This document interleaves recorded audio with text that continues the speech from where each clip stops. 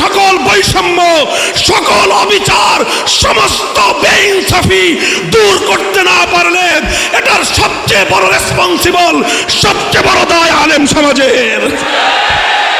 যারা রাষ্ট্র ব্যবস্থায় আল্লাহর কোরআনের নির্দেশনা বরদাস্ত করতে পারে না, সেই সকল ইসলাম বিদ্বেষীরা আমার জানের দুশ্মন। তারা আমার বিরুদ্ধে সংসদে দাঁড়িয়ে কথা বলে, ওরা গোটা রাষ্ট্রযন্ত্রকে আমার বিরুদ্ধে জ্বালিয়ে দেয়, ওরা আমাদের কণ্ঠ স্তব্ধ করার জন্য বছরের পর বছর আমাদেরকে কারারুদ্ধ করে রাখে, আর মনে করে আমাদের কণ্ঠ স্তব্ধ করে দিতে পারলে রাষ্ট্র ব্যবস্থা থেকে ইসলামকে চিরতরে নির্বাসনে পাঠানো সম্ভব হবে। ওরা জানে না যে উলামায়ে কেরাম জীবন দিতে পারে, আল্লাহর কোরআনের শপথ, আল্লাহর কোরআনের প্রশ্নে আপোষ করতে জানে না, আপোষ করতে জানে না। 2013 সাল রক্তে রঞ্জিত করেছি শাপলা চত্বর আমরা। 2021 সাল ব্রাহ্মণবাড়িয়া থেকে হাটহাজারী রক্তে রঞ্জিত করেছে আমার সন্তানেরা। 2024 সালের ফ্যাসিবাদ বিরোধী লড়াইয়ে প্রায় 100 কোরআনের হাফেজ আলেমদের রক্তে বিপ্লব অর্জিত হয়েছে।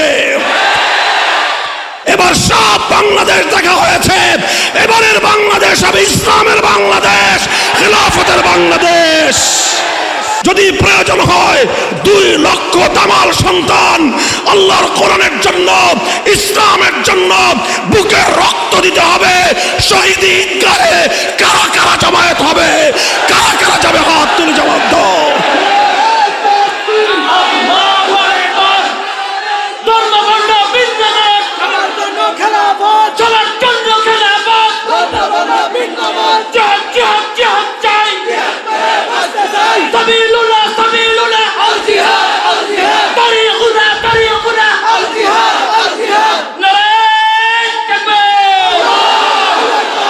إن الحمد لله نحمده ونستعينه ونستغفره ونؤمن به ونتوكل عليه ونشهد أن لا إله إلا الله وحده لا شريك له ونشهد أن سيدنا ومولانا محمدا عبده ورسوله صلى الله تعالى عليه وعلى آله وأصحابه وبارك وسلم تسليما كثيرا. أما بعد فأعوذ بالله من الشيطان الرجيم.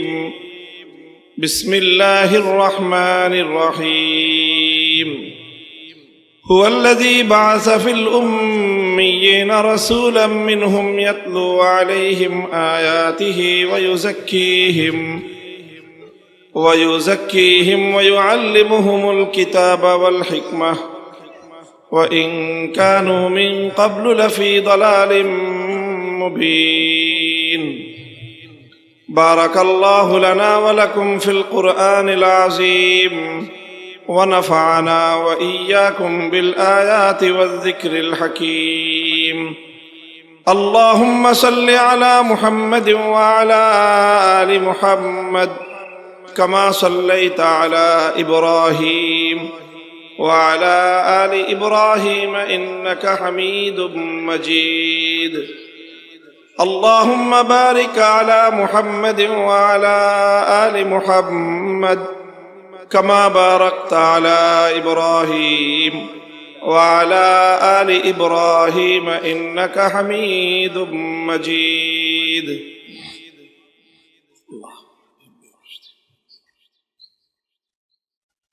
نهاية قابل احترام সভাপতি, উপস্থিত হযরত উলামায়ে কেরাম, বয়োজ্যেষ্ঠ মুরব্বী সাহেবান, সমবেত ইসলাম প্রিয় কোরআন প্রেমিক তৌহিদি মুসলমান ভাই ও বন্ধুগণ, এবং বিশেষ করে উপস্থিত আমার প্রাণপ্রিয় ছাত্র বন্ধুরা, দ্বীপ অঞ্চল বাংলাদেশের ভোলার লালমোহনের ঐতিহ্যবাহী ইসলামী শিক্ষার প্রাণ কেন্দ্র আল জামিয়া দারুল উলুম লিল্লাহ মাদ্রাসার আজিমুশান 65তম ইসলামী মহাসম্মেলন বার্ষিক মাহফিলে আল্লাহ পাক রব্বুল আলামিন আমাদেরকে সমবেত হওয়ার তৌফিক দিয়েছেন। রব্বে করিমের বড়ই মেহেরবানি। এই জন্য আল্লাহ পাক রব্বুল আলামিনের দরবারে কালিমাতুশ শুকরের হাদিয়া পেশ করি, আলহামদুলিল্লাহ। সম্মানিত হাজিরিন, একটি ঐতিহ্যবাহী দ্বীনি শিক্ষার প্রাণকেন্দ্র, রুহানিয়াতের মার্কাজ এই জামিয়া। আল্লাহ পাক রব্বুল আলামিন এই জামিয়াকে তার অভিষ্ট লক্ষ্য পানে পৌঁছার তৌফিক দান করেন। এই জামিয়ার মাধ্যমে গোটা এলাকায় ইসলামের আলো অতীতে যেভাবে ছড়িয়েছে, আগামীতে এর মধ্যে আরো আল্লাহ বরকত দান করুন, এর নূরের মধ্যে আল্লাহ পাক আরো বৃদ্ধি দান করুন। আমি আপনাদের সম্মুখে পবিত্র কোরআনে পাকের সূরাতুল জুমার একটি আয়াত তেলাওয়াত করেছি। আমার তেলাওয়াতকৃত আয়াতের মূল বিষয়বস্তু হলো যে আল্লাহ রসুল সাল্লাল্লাহু আলাইহি ওয়াসাল্লাম, বিশ্বনবী মুহাম্মদুর রাসূলুল্লাহ সাল্লাল্লাহু আলাইহি ওয়াসাল্লাম দুনিয়াতে আগমন করে নবুয়ত লাভ করার পরে যেই কাজগুলো তিনি করেছেন, যেই দায়িত্বগুলো তিনি পালন করেছেন, আর যেই কাজের মাধ্যমে আমাদের নবী মুহাম্মদুর রাসূলুল্লাহ সাল্লাল্লাহু আলাইহি ওয়াসাল্লাম তার সুমহান লক্ষ্য অর্জন করেছেন, একটা ইনকিলাব এবং বিপ্লব সাধন করেছেন, সেই কর্মসূচিগুলো নিয়ে কিছু আলোচনা করা, আলোকপাত করা, যেন আমরাও সেই ধারায় আজকের নব্য জাহেলিয়াতকে পরিবর্তন করে আবার সেই নবী যুগের মতো একটি নতুন সমাজ, একটি শান্তির সমাজ যেন আমরা গড়তে পারি। আল্লাহ আমাদেরকে তৌফিক দান করেন। মুহতারাম হাজিরিন, আমরা জানি আমাদের রাসূল আকরাম সাল্লাল্লাহু আলাইহি ওয়াসাল্লাম তিনি যেই সময়ে নবুয়ত প্রাপ্ত হয়েছিলেন, প্রেরিত হয়েছিলেন, সেই সময়টা, সেই যুগটা খুব ভালো ছিল না। পৃথিবীর ইতিহাসে সেই যুগটাকে বলা হয় আইয়ামে জাহিলিয়াত। সেই যুগটা হলো বর্বরতার যুগ, সেই যুগটা হলো অন্ধকারের যুগ। সেই যুগে আরব জাতি তারা ছিল খুবই অনুন্নত, তাদেরকে বলা হতো উম্মি, অর্থাৎ তারা হলো অশিক্ষিত জাতি। তাদের মধ্যে কোনো সভ্যতা, কালচার কোনো কিছুই গড়ে ওঠে নাই। তারা ছিল একেবারেই আরব্য, অনুন্নত, বেদুইন, শিক্ষাহীন, কুসংস্কারাচ্ছন্ন একটা জাতি। মারামারি, কাটাকাটি, খুনাখুনি ছিল যাদের নিত্য নৈমিত্তিক ব্যাপার। পৃথিবীর ইতিহাসে সবচেয়ে বর্বর মানুষ ছিল তারা। সেই সমাজটাকে, সেই মানুষগুলোকে মাত্র 23 বছরের ব্যবধানে আল্লাহ রসুল সাল্লাল্লাহু আলাইহি ওয়াসাল্লাম এমন এক পর্যায়ে উন্নীত করেছিলেন, যেই যুগকে, যেই সময়কে বর্বর যুগ বলা হতো, সেটা খায়রুল কুরুন, পৃথিবীর ইতিহাসের সর্বশ্রেষ্ঠ যুগে পরিণত হয়ে গেল। যেই মানুষগুলো ছিল সবচেয়ে বর্বর মানুষ, সেই মানুষগুলো পৃথিবীর ইতিহাসের সবচেয়ে শ্রেষ্ঠ এবং সোনার মানুষে পরিণত হলো। তো এটা কিভাবে হলো? কিসের মাধ্যমে এই পরিবর্তনটা আসলো? সেটা আজকের পৃথিবীর জানা দরকার, সেটা আজকের মুসলিম উম্মাহ জানা দরকার। কারণ আজ আবার পৃথিবীকে একটা জাহেলিয়াত গ্রাস করে নিয়েছে। ওটা ছিল প্রাচীন যুগের জাহেলিয়াত, আর আজকের যেই জাহেলিয়াত মানুষকে, গোটা পৃথিবীকে গ্রাস করেছে, সেটা হলো আধুনিক, বরং চরম এবং অতি আধুনিক জাহেলিয়াত। বর্বরতার যুগের জাহেলিয়াতের চেয়ে আজকের যুগের জাহেলিয়াত আরো অনেক বেশি নৃশংস। সেই যুগের বর্বরতার চেয়ে আজকের বর্বরতা আরো অনেক বেশি ভয়ঙ্কর। সে যুগের মানুষ বর্বর হলে 2-4 জন, 200-400 মানুষ খুন হতো, আর এখনকার যুগের বর্বরতার মাধ্যমে একসাথে লক্ষ কোটি মানুষকে খুন করা হয়। আবার সেই যুগের মানুষ, বর্বর মানুষ, মানুষকে হত্যা করলে নির্বিচারে, নিরপরাধ মানুষকে হত্যা করলে এটা একটা অপরাধ বলে মানুষ বিবেচনা করত। আর আজকের যুগের বর্বর মানুষরা লক্ষ কোটি মানুষকে খুন করার পরে সেটাকে সভ্যতা বলে। কাজেই আজকের জাহেলিয়াত সেই প্রাচীন যুগের জাহেলিয়াতের চেয়ে আরো ভয়ঙ্কর।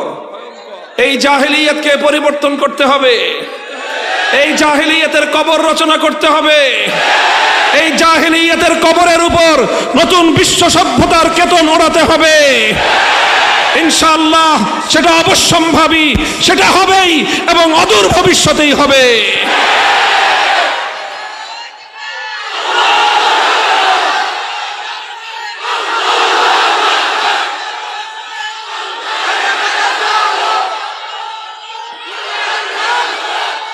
প্রশ্ন হলো, ইসলাম তো বিজয়ী হবেই। পৃথিবীর দিকে দিকে ইসলামের বিজয়ের পূর্বাভাস পরিলক্ষিত হচ্ছে।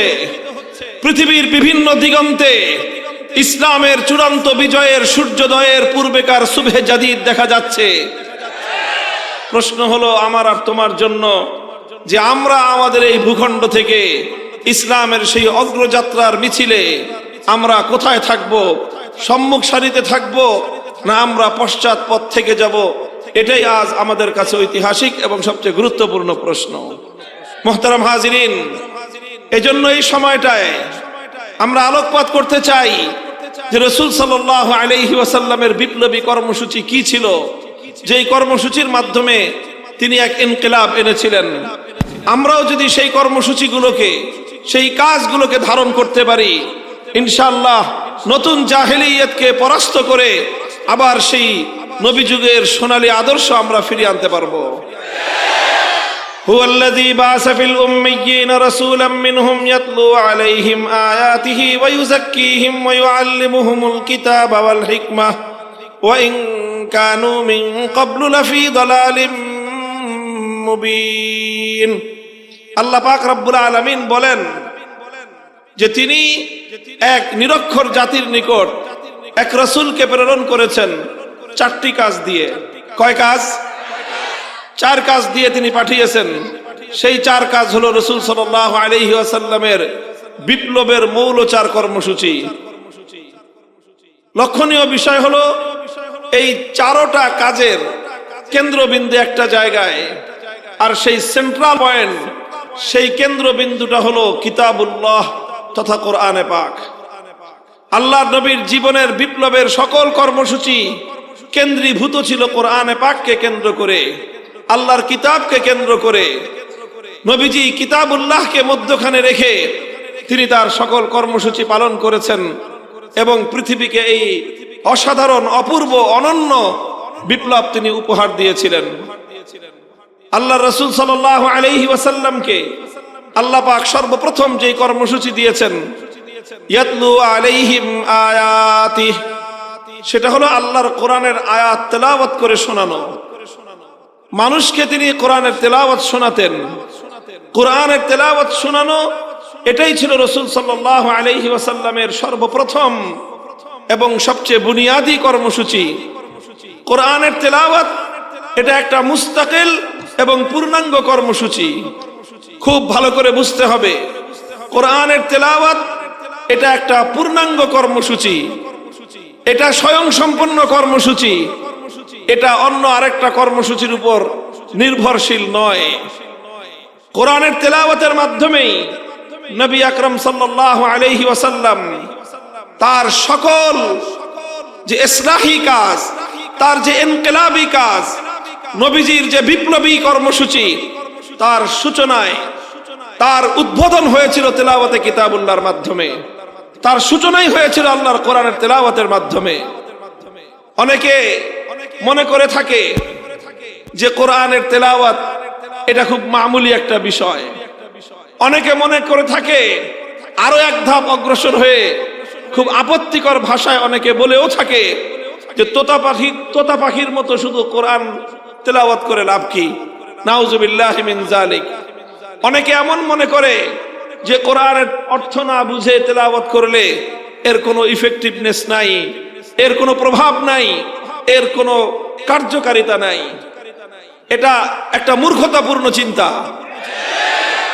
যারা এরকম চিন্তা করে যে অর্থ না বুঝে পড়লে, কোরআনের মর্ম না বুঝলে শুধু তেলাওয়াতে কোনো লাভ নেই, এই কথা যারা চিন্তা করে তারা মূলত আল্লাহর কোরআনকে অবমূল্যায়ন করে।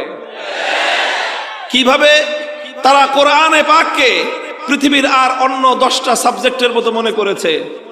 পৃথিবীর অন্যান্য সাধারণ বিষয়গুলো এমন যে না বুঝে পড়লে কোনো লাভ হয় না। সাহিত্যের বই কেউ যদি না বুঝে পড়ে সাহিত্যের কোনো সে ফায়দা পাবে না। কবিতার বই কেউ যদি না বুঝে পড়ে তাহলে সে কাব্যের মর্ম বুঝবে না। গল্পের বই কেউ যদি না বুঝে পড়ে গল্পের স্বাদ সে পাবে না। উপন্যাসের বই কেউ যদি না বুঝে পড়ে উপন্যাসের চরিত্রগুলো বুঝতে পারবে না। দর্শনের বই কেউ যদি না বুঝে পড়ে দর্শন শাস্ত্র বুঝবে না। বিজ্ঞানের বই কেউ যদি না বুঝে পড়ে বিজ্ঞানের কোনো লাভ হবে না। মেডিকেল সায়েন্সের বই কেউ যদি না বুঝে পড়ে ডাক্তার হতে পারবে না। তো অন্যান্য কিতাবের মতো মনে করে থাকে যে কোরআনও বুঝি এমন একটা কিতাব, না বুঝে পড়লে কোনো লাভ নাই। তাদেরকে বুঝতে হবে পৃথিবীর অন্য সকল গ্রন্থ, অন্য সকল বিষয় থেকে আল্লাহর কোরআন সম্পূর্ণ ভিন্ন রকম। অন্যগুলোর সঙ্গে কোরআনের মিল হয় না। পৃথিবীর অন্য সব গ্রন্থ না বুঝে পড়লেও কোনো লাভ হয় না। কোরআনে পাক একমাত্র কোরআন যেটা না বুঝে পড়লেও বিপ্লবের জন্য এটাই যথেষ্ট।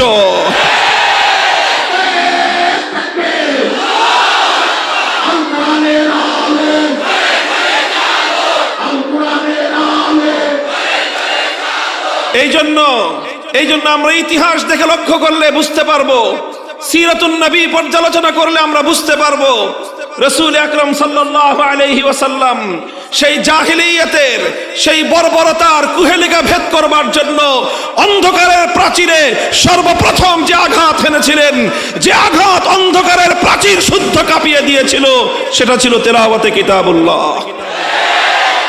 কোরআনে পাক এমন এক কিতাব যে এর তেলাওয়াত শুনলেই কর্ণকুহর দিয়ে প্রবেশ করে মানুষের হৃদয়ে গিয়ে হৃদয়ের বদ্ধ দুয়ারে কড়া নাড়ে এবং সেই হৃদয়ের বদ্ধ দুয়ারগুলো খুলে দেয়।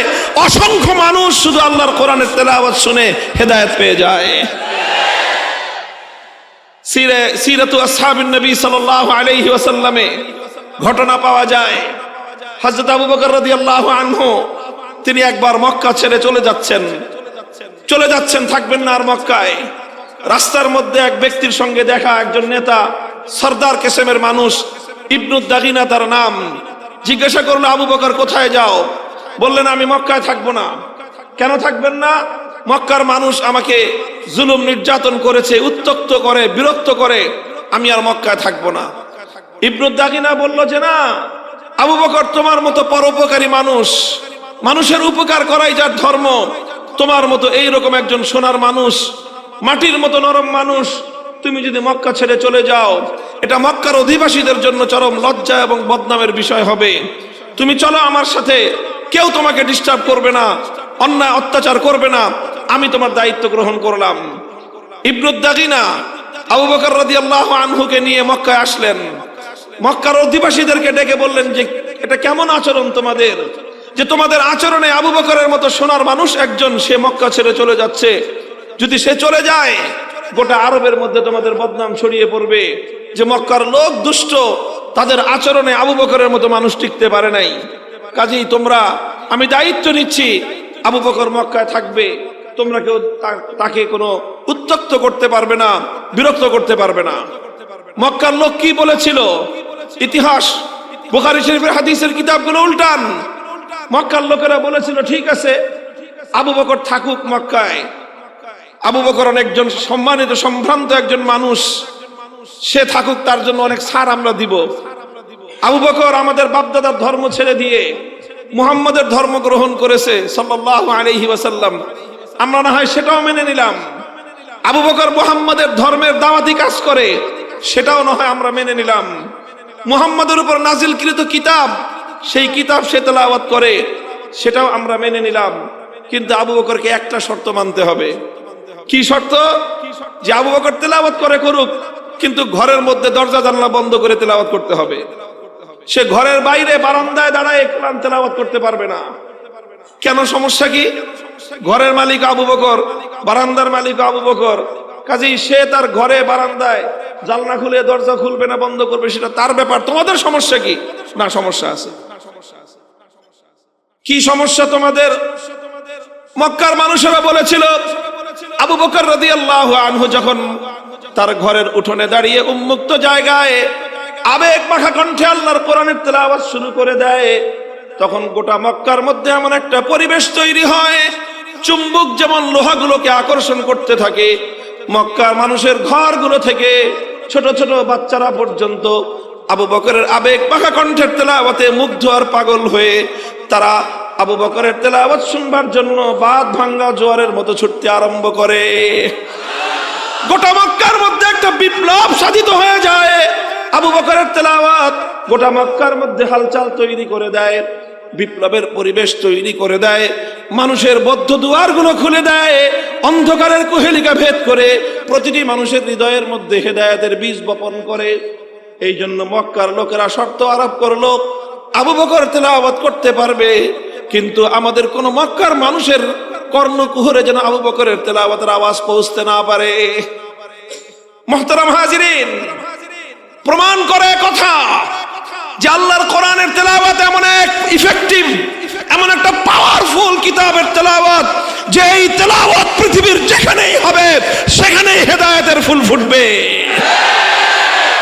এজন্যই আমরা বলি, এই কোরআনের তেলাওয়াত এর গুঞ্জরণ ছড়িয়ে দাও ঘরে ঘরে, মুসলমানদের পাড়ায় পাড়ায়, কণ্ঠে কণ্ঠে আল্লাহর কোরআনের তেলাওয়াতের পরিবেশ তৈরি করো, সমস্ত জাহিলিয়াত বিদূরিত হবে ইনশাআল্লাহ। আলহামদুলিল্লাহ, এই তেলাওয়াতে কিতাবুল্লাহর ঐতিহাসিক দায়িত্ব শত শত বছর ধরে এই জনপদে পালন করে আসছে আমাদের মাদ্রাসার মক্তবার হেফজখানাগুলো। বলেন কথা ঠিক না বেঠিক? এই জাতির সন্তানদেরকে কোরআনে পাকের তেলাওয়াত শিক্ষা দেয় মক্তবার হেফজখানায়। হেফজখানার শিক্ষার মাধ্যমে মুসলমানদের সন্তানদের হৃদয়ের মধ্যে আল্লাহর কোরআন অঙ্কন করে দেয়া হয়, খোদাই করে দেয়া হয়। এই সন্তানরা যেখানেই যায় কোরআনের তেলাওয়াত সেখানে যায়। এরা ঘরে থাকলে কোরআনের তেলাওয়াত তার ঘরে হয়, এরা রাস্তায় থাকলে এদের কণ্ঠে আল্লাহর কোরআনের তেলাওয়াতে বাংলার পথ ঘাট বিমোহিত হয়। বাংলার গোটা বাংলাদেশ এই সকল হাফেজে কোরআনদের তেলাওয়াতের কণ্ঠের আওয়াজে গুঞ্জরিত হয়। কাজেই এই শিক্ষাকে আরো ব্যাপক করতে হবে। হাফিজ হুজুর রহমতুল্লাহ আলাইহি তখন বলতেন, ৬৮,০০০ বাংলাদেশের গ্রামে ৬৮,০০০ কোরআনের মক্তব কায়েম করতে চাই। এখন গ্রাম আরো অনেক বেড়েছে, জনপদ আরো অনেক বেড়েছে, প্রতিটি জনপদে আল্লাহর কোরআনের তেলাওয়াতের শিক্ষার জন্য মক্তব করতে হবে।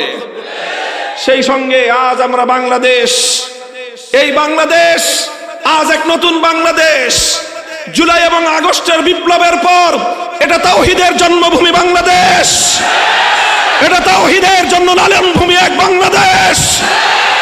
এই বাংলাদেশে এখন আমরা অত্যন্ত যৌক্তিক কারণে একটা কথা বলতে চাই, সেটা হলো আমার বাংলাদেশের রাষ্ট্রীয় খরচে, রাষ্ট্রীয় আয়োজনে, রাষ্ট্রীয় ব্যবস্থাপনায় যেই প্রাইমারি স্কুলগুলো চলছে, সেই প্রাইমারি স্কুলগুলো চলে জনগণের ট্যাক্সের পয়সায়, ভবন নির্মাণ হয় আমাদের ট্যাক্সের পয়সায়, শিক্ষকদের বেতন নির্ণয় হয় আমাদের ট্যাক্সের পয়সায়, সকল পাঠ্যপুস্তক ছাপানো হয় জনগণের ট্যাক্সের পয়সায়।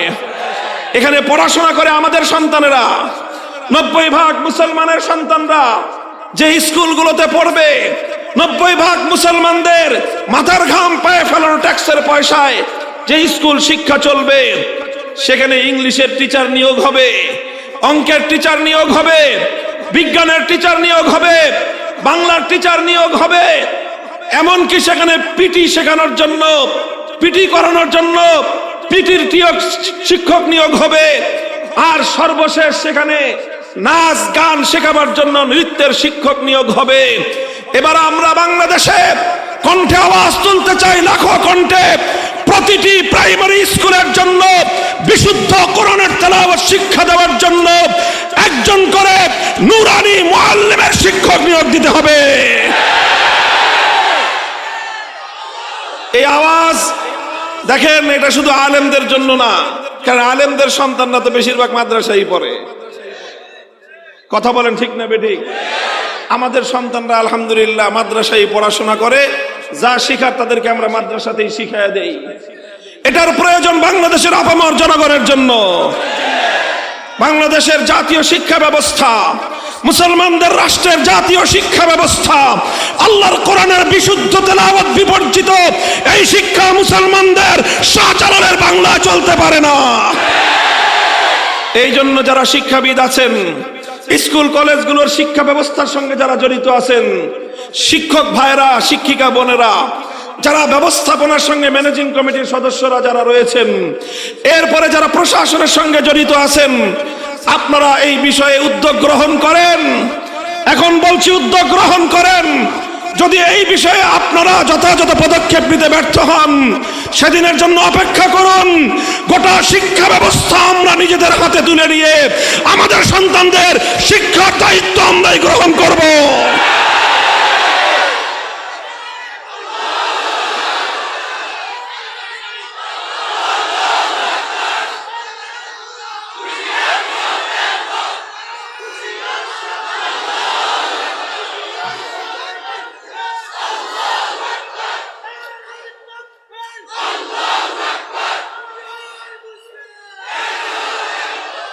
রাসূল আকরাম সাল্লাল্লাহু আলাইহি ওয়াসাল্লামের 1 নম্বর কর্মসূচি তিলাওয়াতে কিতাবুল্লাহ, কোরআনে পাকের তেলাওয়াত। কথা ঠিক কিনা? কাজেই কোরআনের এই তেলাওয়াত এদেশে মক্তব হেফজখানার মাধ্যমে চালু আছে। এটাকে আরো বিস্তৃত করতে হবে, আরো সম্প্রসারিত করতে হবে। কথা বলেন ঠিক না বেঠিক? মুসলমানদের প্রতিটি মুসলিম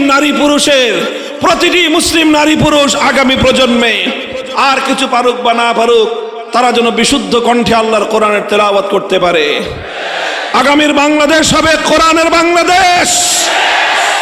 অনেক গল্প শুনেছো তোমরা, ডিজিটালের স্মার্টনেসের গল্প শুনিয়েছো। ওই স্মার্টনেস আর ডিজিটাল দিয়ে উম্মতে মুসলিমার এই পতন ঠেকানো যাবে না। উম্মতকে কোরআনের আলোয় উদ্ভাসিত করতে হবে। এটা আমাদের অত্যন্ত গুরুত্বপূর্ণ একটা এজেন্ডা, মনে রাখবেন আলেম সমাজ এবং আলেমদের সঙ্গে যারা কাজ করেন, বাংলাদেশের আগামী প্রজন্মকে নিয়ে যারা ভাবেন, বাংলার প্রতিটি সন্তান যেন আগামী দিনে কোরআনের তেলাওয়াত শিখে তারা যেন বড় হতে পারে, সে উদ্যোগ আমাদেরকে নিতে হবে। আল্লাহর পয়গম্বরের 2 নম্বর কর্মসূচি ওয়ায়ুআল্লিমুহুমুল কিতাব। 1 নম্বর কর্মসূচি ছিল তেলাওয়াতে কিতাবুল্লাহ, 2 নম্বর কর্মসূচি হলো তালিমে কিতাবুল্লাহ, অর্থাৎ আল্লাহর কিতাব কোরআনে পাকের তালিম। কোরআনের তালিমের দ্বারা এখানে উদ্দেশ্য হলো তেলাওয়াতের মাধ্যমে যেই কোরআনের শুধুমাত্র রিডিং পড়া হলো, যেই কোরআনের শুধুমাত্র ভাষ্য পড়া হলো, এবার 2 নম্বর কর্মসূচি তালিমে কিতাবুল্লাহর মাধ্যমে আল্লাহর কোরআনে পাকের মর্ম এবং তার অর্থ মানুষকে বোঝাতে হবে। কোরআনের অর্থ বুঝতে আমরা না করতেছি না, আমরা বলতেছি শুধু তেলাওয়াতে কিতাবুল্লাহ এটা একটা স্বয়ংসম্পন্ন কর্মসূচি, কোরআনের অর্থ বোঝা এটা আরেকটা স্বয়ংসম্পন্ন কর্মসূচি। এখানে একটা আরেকটার উপর ডিপেন্ডেন্ট নয়। কোরআনের তেলাওয়াত, কোরআনের অর্থ বুঝতে হবে, কোরআনের মর্ম বুঝতে হবে, নিজেরা বুঝতে হবে, উম্মতকে বোঝাতে হবে। এই ব্যাপারে আলেম সমাজকেও আরো বেশি সোচ্চার এবং সজাগ হতে হবে। একজন মানুষকে যদি আমি আল্লাহর কোরআনের মর্ম বোঝাবার চেষ্টা করতে পারি, একজন মানুষকে যদি আমি আল্লাহর কোরআনের অর্থ বোঝাতে পারি, অভিজ্ঞতা বলে কোরআনের মর্ম এবং কোরআনের অর্থ এটাও মানুষের হৃদয়ের মধ্যে এমন দাগ কেটে যায়, পৃথিবীতে আল্লাহর কোরআনের মতো হৃদয়ের মধ্যে প্রভাব সৃষ্টিকারী এমন দ্বিতীয় কোনো গ্রন্থ নাই। এটা আমি অভিজ্ঞতার আলোকে বলছি। যে কোনো একজন সাধারণ মানুষ যদি আল্লাহর কোরআন শুরু থেকে শেষ পর্যন্ত একবার কোন নির্ভরযোগ্য আলেমের কৃত অনুবাদ একবার যদি পড়ে, শুরু থেকে শেষ পর্যন্ত মনোযোগ দিয়ে, একদিনে পড়তে হবে না, একটু একটু করে পড়েন, 1 বছর লাগায় পড়েন, শুধু কোরআনে পাক শুরু থেকে শেষ পর্যন্ত পূর্ণ কোরআন একবার অনুবাদ পড়বেন। একবার কোরআনে পাকের অনুবাদ পড়ার পর যে কোনো ব্যক্তির হৃদয়ের মধ্যে আল্লাহর কোরআন প্রভাব সৃষ্টি করেই থাকবে। মুহতারাম হাজিরিন, এটা বড় দুঃখ এবং পরিতাপের বিষয়। অসংখ্য মুসলমান এমন আছে জীবনে অনেক পড়াশোনা করেছে, হাজার হাজার বই পড়েছে, নোবেল নাটক পড়ে শেষ করে ফেলেছে, বঙ্কিমচন্দ্র থেকে শুরু করে হুমায়ুন আহমেদ পর্যন্ত কোনো কিছু বাদ রাখে নাই, সব পড়েছে। দর্শনের বই পড়েছে, বিজ্ঞানের বই পড়েছে, এমনকি ডাক্তাররা তো পড়তে পড়তে পড়তে পড়তে একেবারে 90 বছর পর্যন্ত খালি পড়তেই থাকে। এত পড়াশোনা করেন, কিন্তু বহু মানুষ এমন আছে সারা জীবনে এতটুকু ফুরসত তার হয় নাই যে আল্লাহর কোরআনের সূরা ফাতিহা থেকে সূরা নাস পর্যন্ত কোরআনে পাকের মর্মটা একবার পড়ে দেখবেন। এর চেয়ে দুর্ভাগ্য এবং এর চেয়ে লজ্জার কোনো বিষয় থাকতে পারে না।